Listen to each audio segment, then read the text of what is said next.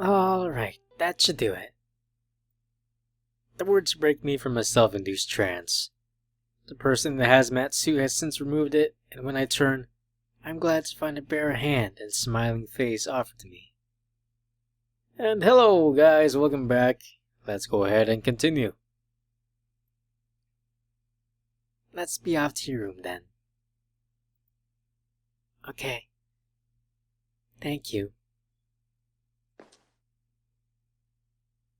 She helps me to my feet, which I find are currently very unsupportive.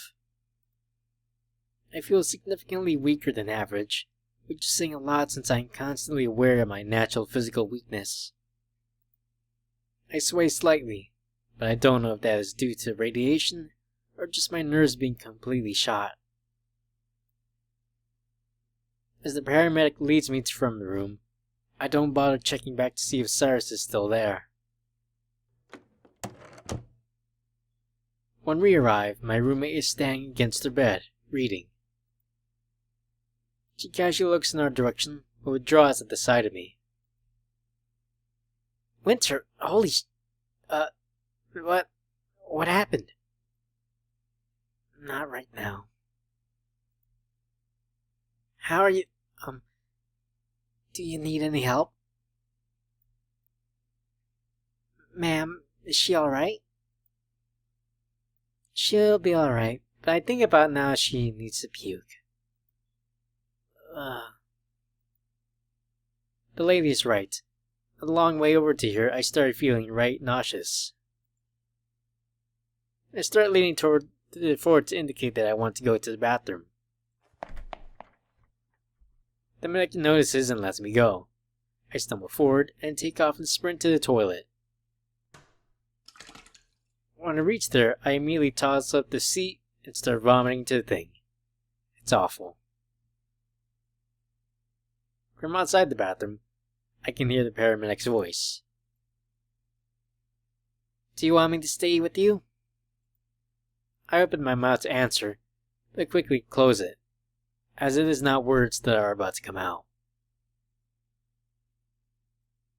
Sweet saliva washes over my tongue and I grimace, spitting out in a hurry. That feeling of a rolling hurl continues, and I keep trying to expel the nauseating water.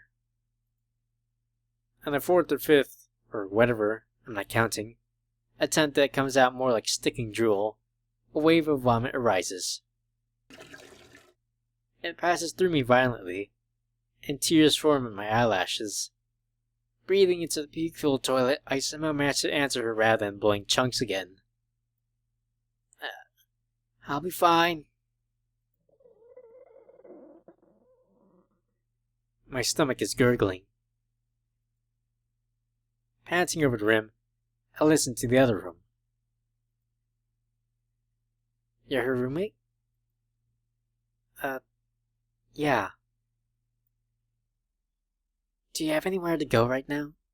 Or in the next few hours, for that matter? No. Great. Stay with her, please. She'll probably be in there for a while. But just make sure to call if it seems any worse than it should be. Like, how? How much worse could it get? Well, actually it shouldn't get any worse than this. I just want you to phone us with your hall's emergency line if she's suffering too much and needs a sedative. Alright. What is it anyway? Is it just a stomach virus, or is this about her assignment today? The latter. She got radiation poisoning from an out-of-control fusion reaction. We lost the system. The air is completely burned away. Wei really doesn't respond to this, and the silence is long. As if to fill it, I throw up again. Don't worry, it's just sickness. She's not radioactive anymore. Now, I need you to listen. This is important. Make sure she doesn't eat anything tonight, okay? She should fast a bit, for now. Tomorrow morning, though, get her to eat, and drink lots of liquids. As awful as she feels, I need you to make sure she does. Can you do that for me? Yeah, I can. Excellent. Hey, are you sure you don't need anything? Hearing this, I don't even consider it. But I'm practically in pain with all this gastrointestinal warfare. Right now, I think I seriously deserve to suffer. I need some kind of punishment. I don't want to feel okay after what happened. No, I don't want anything. My stomach's gurgling again. I close my eyes. I think I'm going to need to start sitting on this soon. Alright. Your debriefing has been pushed back until tomorrow afternoon, in consideration of your state. You should also try to visit one of the counselors tomorrow, or on the first week if you aren't feeling up to it. Don't let this eat you up inside. Alright? Okay. Good. I'll be going now. Be sure to have your roommate call us if you need anything. I can't see the paramedic leave, but I hear the door close. Oh no. I let loose into the toilet again. Ugh, gross. I flush then roll over onto the floor. Oh, shit, seriously already? I mean, hey, you alright? Alright. I guess that might have looked like I passed out. Although with how I feel right now, that could happen. Yeah. Stomach gurgling. Oh. Nope. I kicked the door shut, forcefully. Something's coming from somewhere else. Gripping my abdomen as hard as I can through my sweater, I lower my pants and get onto the seat. This is torment. Seriously. I don't know how long it's been, but all that's needed to pass seems to have passed now. I've since taken a shower and brushed my teeth for good measure. I crawl out of the bathroom and flop onto the linoleum. Hey. I look at Waverly with what little strength I have. She looks upside down from here. You look green.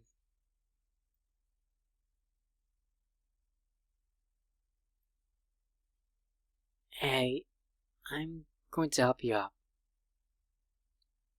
You shouldn't be in the bathroom all day. It's bad, being in there. I showered. Yeah, I know.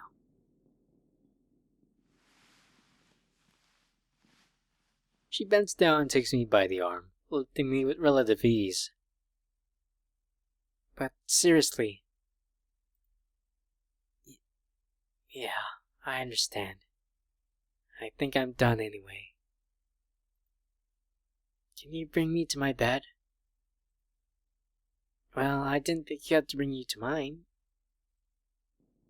Come on. I don't want to drag you. It doesn't matter what she wants. I lack the strength to move. She drags me regardless. When we reach my bedside, she tosses me onto my mattress. With her hands at the edge, she tips her head and looks at me.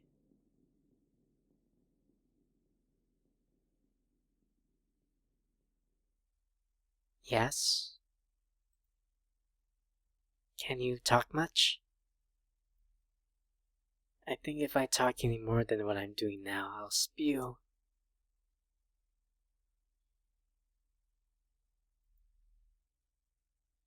Sorry. It's okay. Don't worry about it.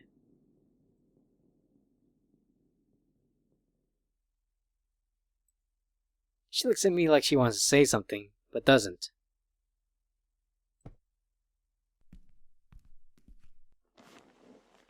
She pushes from my bed and moves to hers. I hear it creak as she climbs onto it. Hey. Yeah? Did you actually almost die? I did. The assuredness with which I speak my words somehow shakes me. I feel fear again for a moment, but it quickly passes. I'm alive and safe. It's okay. Waverly doesn't say anything. I can't turn to see her. I didn't die though. And my mentor didn't either.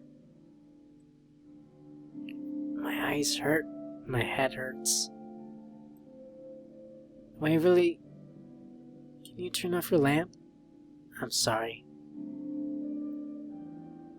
After saying this, I fall silent. I hear soft footsteps, and in seconds, it's dark.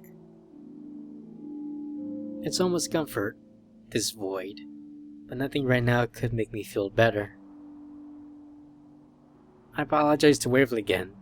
She still says nothing, but I can tell that she has an answer.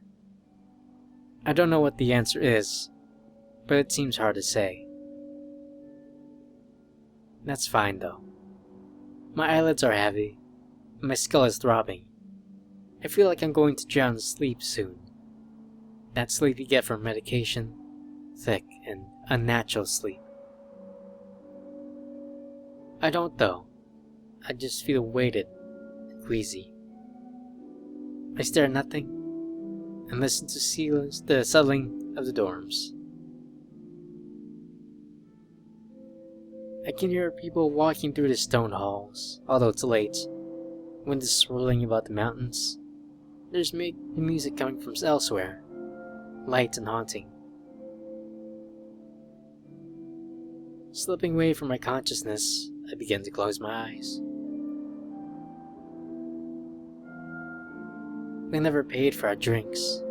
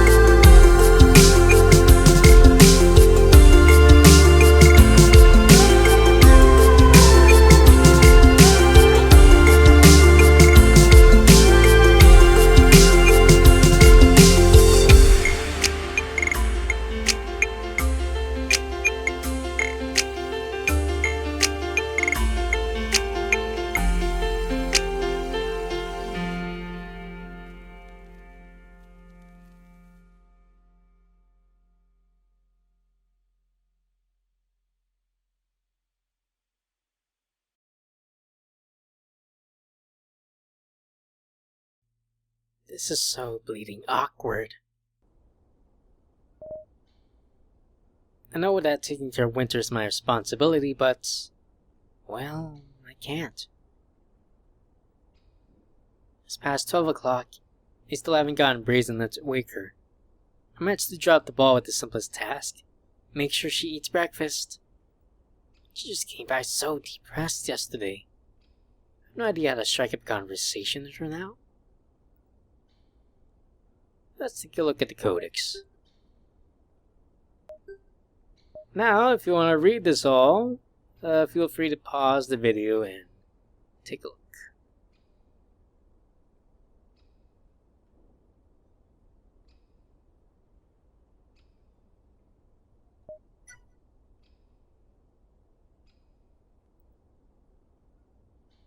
I'm gonna cheer up, obviously, but Okay, first of all, I don't even know her that well. We've only been living together for a few weeks. Sure, we've been friendly, but, I wouldn't say we're friends yet. Still, as a roommate, I feel like I should at least try to make her feel better. Man, maybe that would just make me seem like an asshole. Like, oh, don't sweat the small stuff, Winter. It's just one world lost, and there's plenty of those. It's a fantastic situation we have here. In room whatever number it is. I'm totally not equipped to understand how she's feeling, and I'm not qualified to bester her. I'm not able to even get what happened to her. How does all of the world's air just burn away? With a demon summoning? And a crazy undone seal? Curses and abominations from distant space? That'd be worth seeing. Someone at the door? Maybe this will force me into action. I walk over, prepared to answer.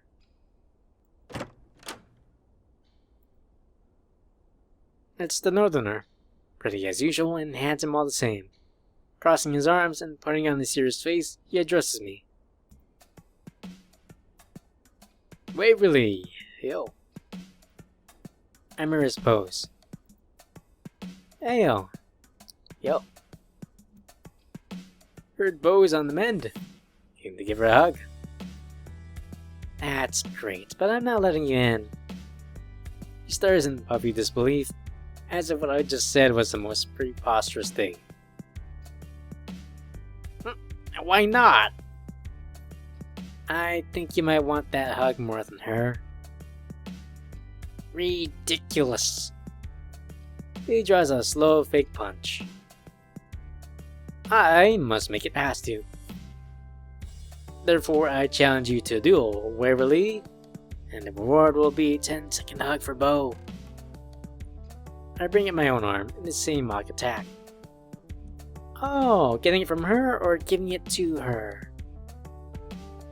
Oh, I give it to her. But I need longer than 10 seconds. Extending a finger from my fist, I point at him. No. Stop right there. His lips tremble for a few seconds, but he prevents a smile. Winner hugs Bo. Agreed? Fine, but he will lose this game. He rolls up his sleeve and offers me his hand. Done more? Let's dance the dance of combat. Licking hands, we both raise our thumbs and stare intently at the battle zone. 1, 2, 3, 4, I declare a thumb war. We pass our thumbs over one another as we speak the rhyme, and when we finish, we clash. We struggle for a few seconds before Io speaks. This is so dumb. I think it was a good way of getting the point across. The weird otherworldly kids game where two opposing forces battle to death. Great metaphor for the philosophy of some systems. Sure, but something's wrong here. If I had this much fun fighting the war, I'd be worried about myself. Well, I wouldn't say the stakes are quite as high here. Do you think they'll give us more rhymes from more other concepts? If you see a loaded gun, you had better fucking run. People hate. That's what they call discriminate. He laughs. Our thumb game continues. Playfully, neither of us tries very hard. So, you heard about Winter? Yeah, me and the other idiots who accepted the child promising were called to an emergency meeting last night. It's like at 2 in the morning. He looks up at me. Sarah showed up. I also look up. Really? So what happened? You don't know? I look back at our thumbs. I only sort of know. Well, Cyrus killed a country's leader, and that leader ordered something called a nuke to be launched at another country after his death. The thing could basically wipe out a city. I whistle. And nuke, you see, is short for nuclear weapon. He says this quite haughtily. Oh my, the education you folks receive dazzles me. Please do try to keep your language simple, so that I may understand. I can feel him smile at this, and replies jokingly. Sorry, I'll try. So I had this thing that could wipe out a city, wipe out the whole planet's population. Well, you see, there's actually only one special type strong enough to do that. I'll admit I didn't know about it. The true fusion bomb, a bomb that makes stars when it blows up, I think. I don't know, I'm kinda talking out of my ass. Basically, star on planet equals bad, it killed everyone. Huh. What did Cyrus have to say about all this? Nothing. He just stood there while the other mediators explained the situation and told us we should be paragons for our peers. Like, we're supposed to be mature about it, not joke about it. Which is pretty damn presumptuous, if you ask me. No one's gonna be a dick about it. I guess some kids aren't going to understand how serious this is, though. The world just committing suicide with a weapon we've never even heard of is almost comically insane. If you told me about it before the teachers did, I'd call it bullshit. Anyway, let's finish this. I'm getting tired of holding you. Ah, really? I can't hold your hand anymore. Maneuvering my thumb with what I call some real impressive dexterity, I pin him down for the count. No. After a few seconds, we disengage. Ah, damn it! He scowls and lightly massages his thumb. Well, it's your win. But I've won the warmth of your hand and palm of my own. Oh, fair is the Waverly, I will cherish it forever. Nah, shut up. Has Bo been asleep this whole time? How long has she been out? Like a life or something like 14 hours. He whistles long. Well, I suppose not all humans are as durable as me. Yes, we're all not all northern strong. He beams and points at me with both hands. Ah, yes, you said it. Closing his eyes, he puffs out his chest and puts his hands on his hips. We're born and bred badasses. Ate up by tundra and snowdrift, don't you forget it. Never, comrade. But, yeah, can't let you in the hugger. Now with those powerful arms. Standing at ease, he answers me smoothly. I'd be soft about it, ma'am. I'd make sure she'd get more out of it than me. Hey, watch yourself. He smiles. Touchy, lass. Hey, it's fine if I can't. I love Bo dearly and I'd love to comfort her, but I understand that the little tyke needs some rest after all that went down. Yeah, she probably does. Cackle. Waverly, don't tell me you haven't even checked on her. I turn my eyes away. Well, what does he expect? Am I meant to just shake her awake and ask, how you feeling? Didn't even make sure she doesn't have a fever? Waverly. Alright, not a bad idea, that. I will throw you out of here there if you won't be responsible enough to take care of her. You make it sound so easy. We barely know one another. And get to. And it will be easy. I kinda despise this guy for his over-positive attitude. Easier said than done. Means nothing to him. Are you going to leave or do I have to shut this thing in your face?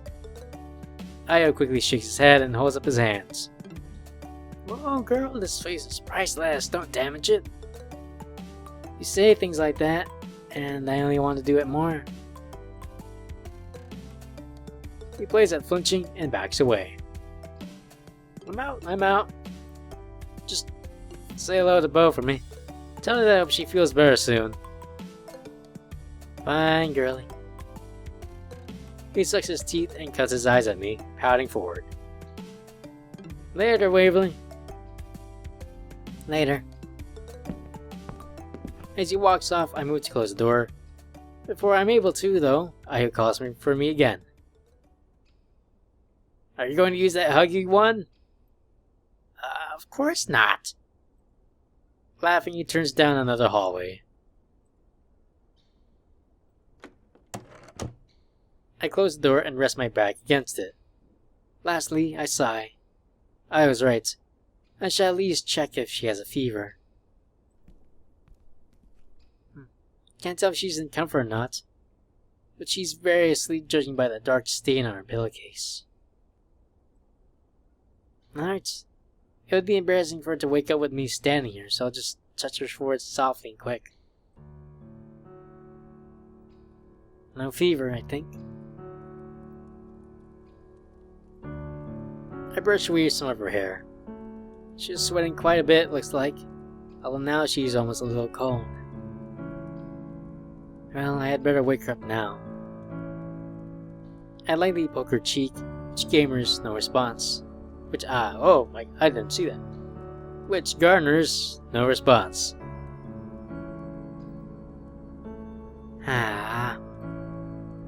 Don't make this hard for me, eh? You cute little thing. Fine. I slightly pinch her cheek, and when she doesn't budge, I start to tug. Once I do that, she twitches, and I understand it as a signal to retreat from her bedside. Moving swiftly, I return to my desk and pick up my book so that I can pretend I was reading. I was reading around 20 minutes ago, but... she's gotten up. What time is it? Well, look who decided to wake up. Late. You've been sleeping since 10 last night. Wow, I actually feel like I've been sleeping. Her sentence transforms into a mumbled mess, and she begins to nod.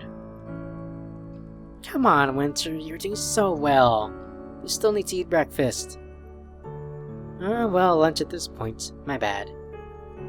Breakfast. She drops back down to her bed, and I can feel her gaze at my back. Sorry. Slept past it, didn't I? Oh man, don't apologize to me. I could have easily woken you up.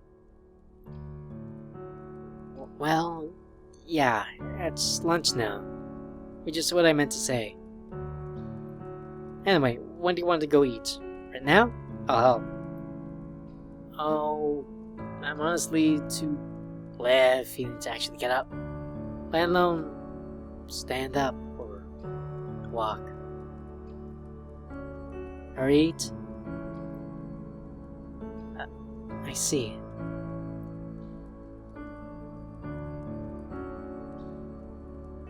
How are you, Waverly?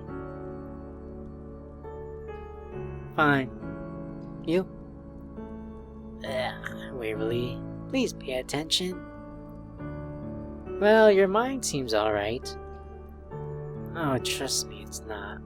I feel so slow. But you're practically equipped just now. Good stuff.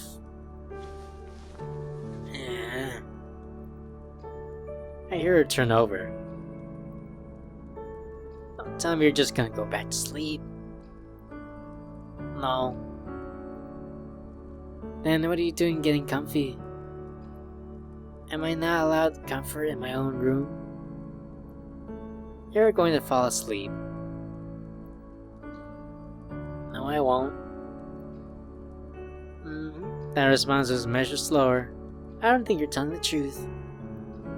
I won't, Waverly. Oh, maybe I should read you some lines out of this book. That keeps your attention. Waverly, please. Don't. I turned to an old page.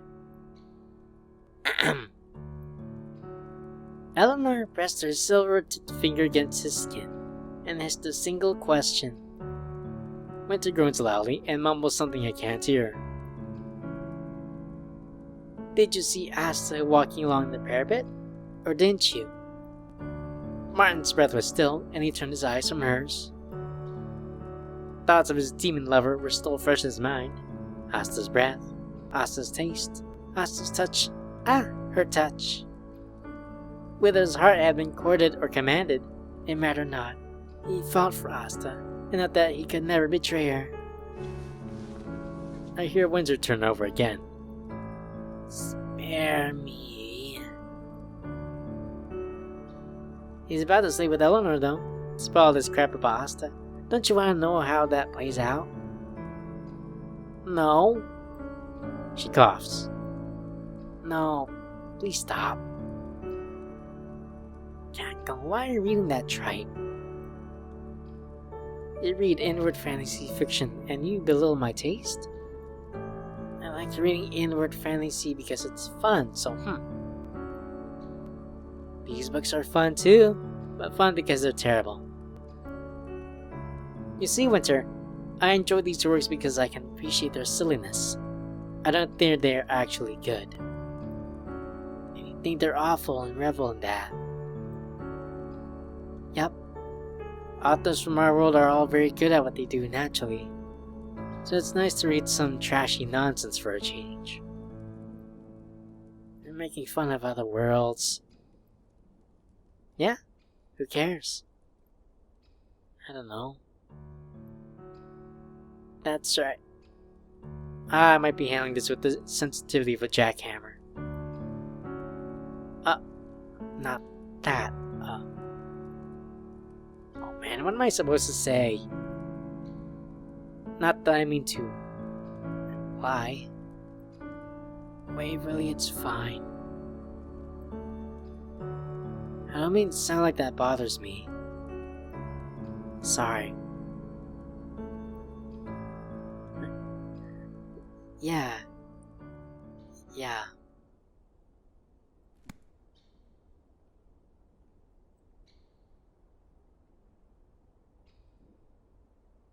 Winter Harrison's place? Come on, you're kidding. We'll pick this up in a bit. I rise from my seat. Coming. I walk over to the door, hoping that this will be over quickly so that I can return and clear the air. Opening it, I'm a bit taken aback to find the teacher and my first mentor. Henry Pan and Walter L. Why are they together? Come to think of it, had they always worn clothes alike? They're looking like perfect, fashionable gentlemen. Are you quite alright, Waverly? Oh. Yes, hello, sir. Can I help you? Waverly, how nice to see you again. I hope you've been well. I raise my shoulders a little, because I'm not sure how to answer. Oh, Walter, this new is your protege? Walter nods happily. Was her first, I believe. I'm sure it was an honor. An honor? I covered my mouth, having spoken what I was thinking. I am really in a mess today. She gets a regular miniature me. Oh, I hope not. I see. However me, my apologies, Mr. Sire. I did not greet you. He gives a halfway bow. Greetings. How are you today? Decent. I blink once and hurry out an honorific. Sir? That is good to hear. Can I help you? My roommate is sick and I was taking care of her, so...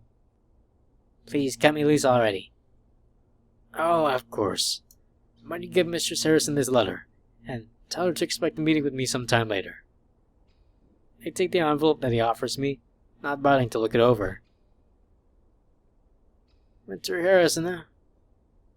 Poor girl when it's the end of the world. Correct. And what's worse, she witnessed Cyrus mediating. Walter. That sounds like he was 200% Cyrus yesterday. Out and out stupid. Walter smiles toothily and looks me in the eye, which is weird about Walter's behavior. It's hard not to laugh at his flippant, foolish actions. I only don't because, unlike him, I am solemn about these matters. Cyrus, he has truly exceeded the limits of being an ass. He is in fact such a large ass that he puts the Settlers to shame. And what's this? Walter and Henry look to the right, my right, and they peek past the door for him to see what's drawing their attention. Speak of the devil, and he doth appear, Mr. Cyrus Addington. Walter speaks like he's presenting a circus act, complete with showy hand motions and everything. He's right, there's Cyrus, looking a little paler than normal. Prince, I see that you're still attached to Pen's hip. Haha, that's a nice joke, Cyrus. You've always been good at jokes. Though I suppose that's no surprise, seeing you're a pretty grand joke is all your own. At the corner of my eye, I can see Walter sneering. I haven't had the opportunity to ask. Are you properly ashamed of yourself, or am I to take your overbearing silence recently to be your standard brooding and angst? I'm not here to mince words with you, Walter. Mr. Penn, are you finished here? So then I ask that you leave while I speak with my protege. Henry, who hadn't bothered to say anything between these two, speaks up.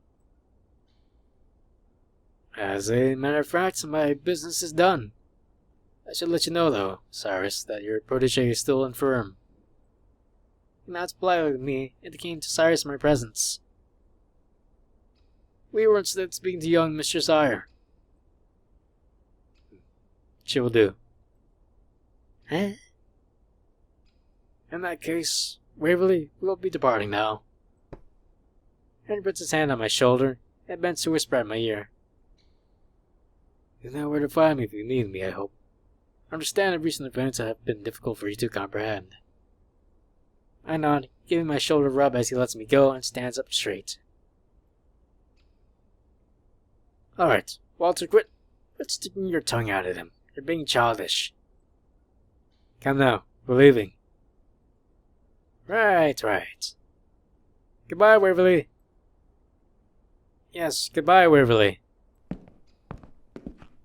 Henry and Walters walk towards Cyrus, and while the other mediator continues past them, the younger stops at Cyrus' side. I strain my ears to listen. I really am fucking disappointed in you. I don't know what you're thinking. Why you need to take this job seriously? You asked to be a mentor. Start acting like one. You're not working alone anymore. After this, Cyrus answers. I can't hear what he says.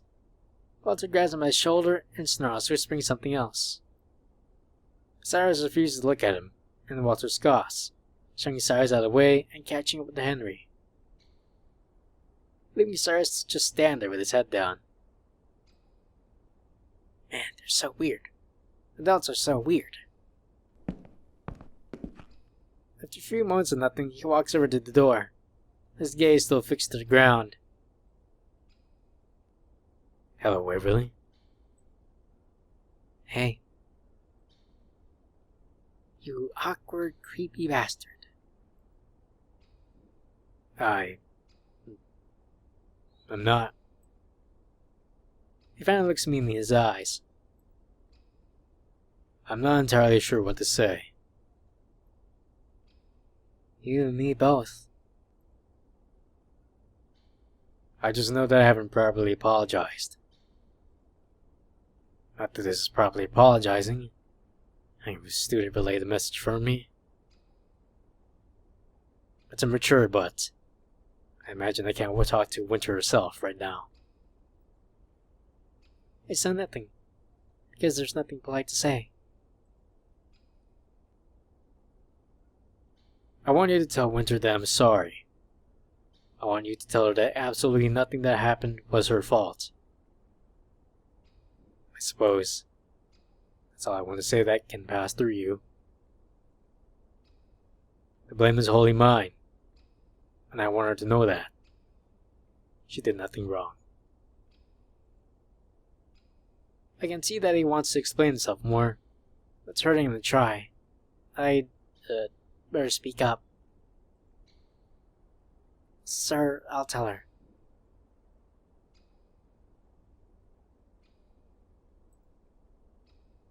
Can I ask you something, sir? I heard he killed a leader, and that something bad happened because of that. Wasn't that a dumb idea? Did you think that would happen? Sars doesn't answer for long enough that I think he's not going to answer. He speaks before I can say never mind.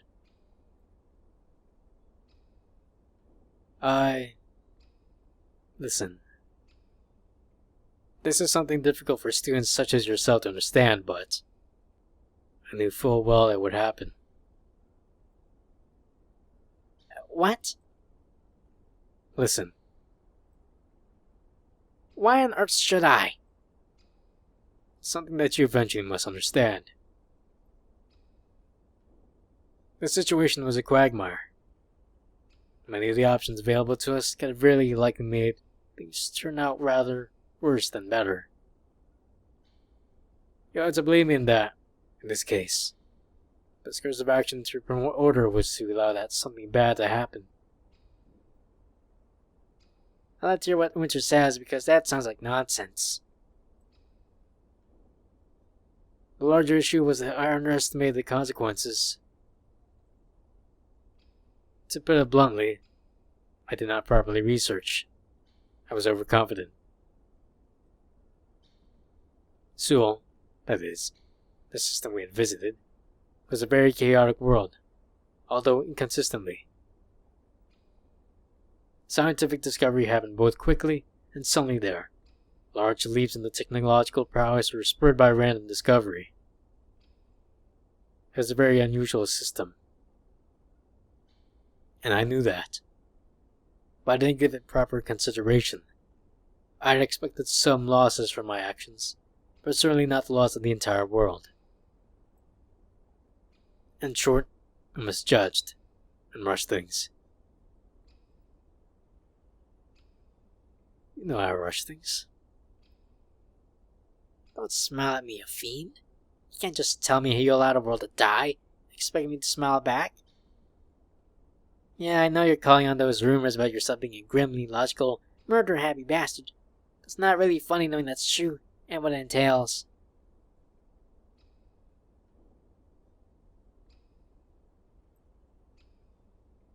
Well, unless you have any more questions. What did Walter mean when he said you asked to be a mentor? What am I doing? Where do you get out taking like a pal with a superhero and asking you such personal questions? You weren't even supposed to hear that. Heavens, are you a buffoon? Far more than he knew when he said it. However, I don't think that's a matter to discuss with you kids. Sorry. No, it's fine. It's fine. Is that all? Yeah. Then, thank you for listening to me. Again, I'm sorry to put this responsibility onto you, but I would really appreciate it if you could do this for me. I will. Don't worry. He chuckles. You certainly have borne up a lot more, Waverly. This making it seem like I made a fine decision to become a mentor. I get to watch you guys grow up. I may have forgotten what it means to grow up.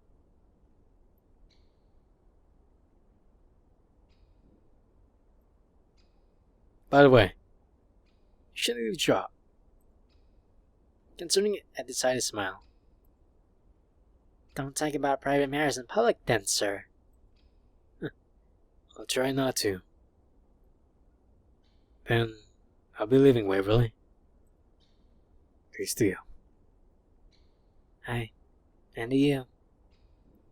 He nods to me and walks away. I shut the door. I'm not sure what my opinion of Cyrus is now. Maybe it's worse. I shouldn't think it's any better, but, well, I guess he... this is something I can work out right now. Yo, Winter. What? You're very popular today.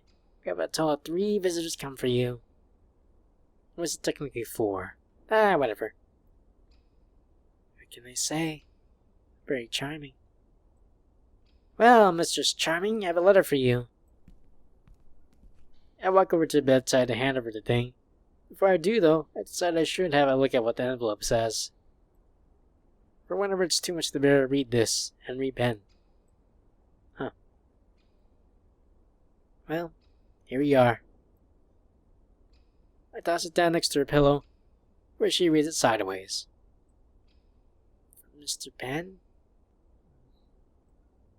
Yep, and, also, I'm sorry about kind of talking dismissively about worlds. I told you that, didn't really mind. Still sorry, I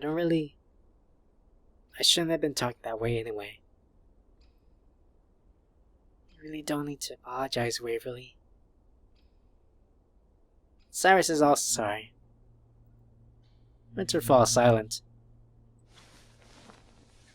Come on, just listen to what he had to say. I'm listening. He's sorry, and he wants you to know that it's not your fault. It's his. He doesn't want you to blame yourself.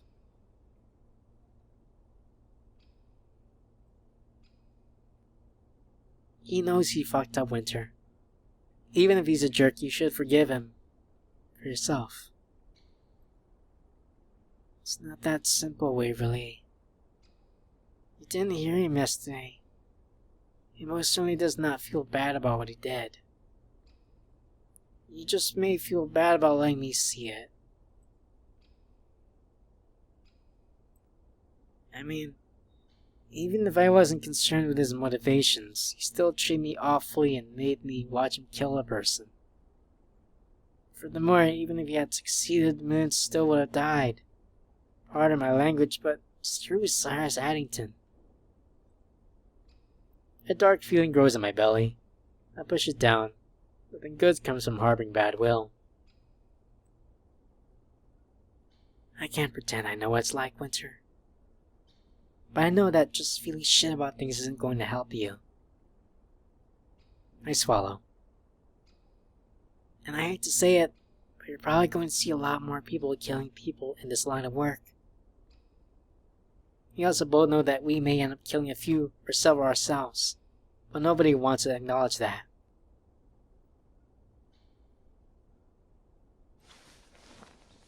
I let us sigh. This is depressing talk. It's best that we move on. Well, whatever then, whatever. I think we delayed you eating for long enough. Any longer and you could end up missing your debriefing. Ah, shoot, you're right. That's today. I completely forgot about it. Yeah, just come on. I reach down, and she lifts herself up to receive me. She holds into my arms with a trembling lack of strength. Alright, that's it. I ease her out of bed as carefully as I can, and she's soon on her feet. Able to stand all right?